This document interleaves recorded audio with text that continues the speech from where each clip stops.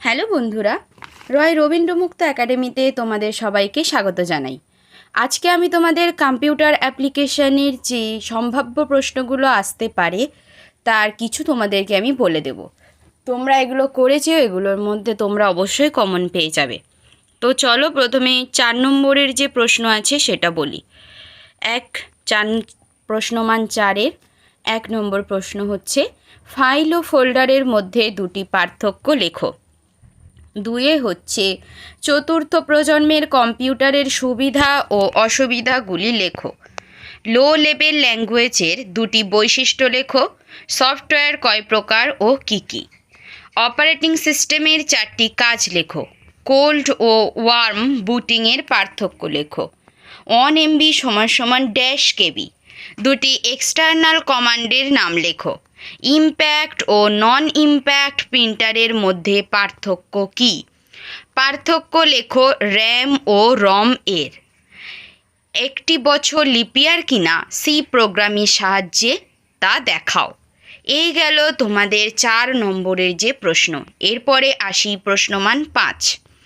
1 দাগ, হার্ডওয়্যার ও সফটওয়্যারের মধ্যে পার্থক্য লেখো। EBCDIC এর পুরো নাম কি?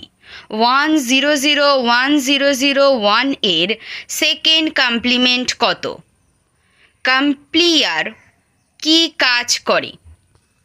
2 দাগে আছে বুটিং কি? ডি মর্গ্যানের দুটি উপপাদ্য লেখো ও প্রমাণ করো। একটি কার্ড বেসড OS এর উদাহরণ দাও। 3 দাগে আছে USB এর পুরো নাম কি?